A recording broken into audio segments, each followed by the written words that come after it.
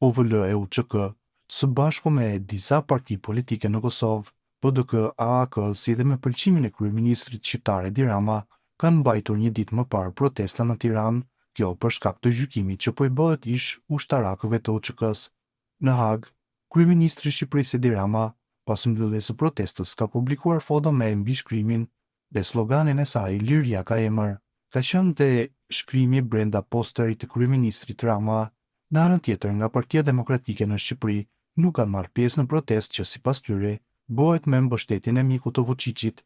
Sali Berisha nga selia e PD-s shprehu mbështetjen për lëvizjen e veteranëve të UÇK-s, edhe pse nuk mori pjesë. Gjatë një konferencë me gazetarët, Berisha theksoi se liderët e UÇK-s, të cilët po gjykohen në Hag, janë të pafajshëm.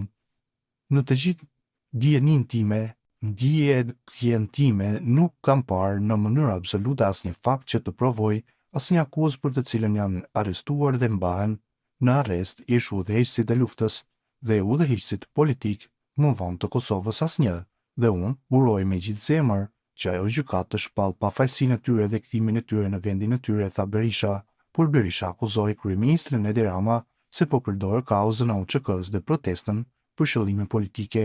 Përdorimi për qëllime politike i procesit është një makabritet, Edi Rama u tërhoq, por unë kam këto dëshmit që ai ishte parashikuar të fliste mbi një orë. E kuptoni ju?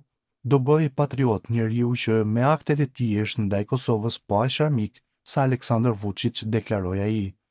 Kryetari i Partisë Demokratike Berisha deklaroi se vota e socialistëve kundër rezolutës që dënonte gjenocidin serb në Kosovë është një nga aktet më të rënda në parlamentin shqiptar.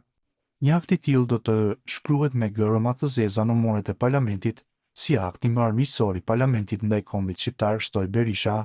Në anën tjetër, në Kosovë ka pasur deklarime se protesta në Tiranë bëhet me qëllime kundër kryeministrit Albin Kurti dhe balotazheve. Një gjë e tillë thotë edhe eprori i UÇK-s, Naim Iftari. Ai thotë se ka koalicion të fshehur PDK, LDK, AAK dhe lista serbe kundër vetëvendosjes dhe listës Guxo. Sipas tij ka paradokse politike të habitshme, koalicioni i heshtur i PDK-s, LDK-s dhe AAK-s dhe i listës serbe kundër vetëvendosjes, Faton Peci dhe listës Guxo.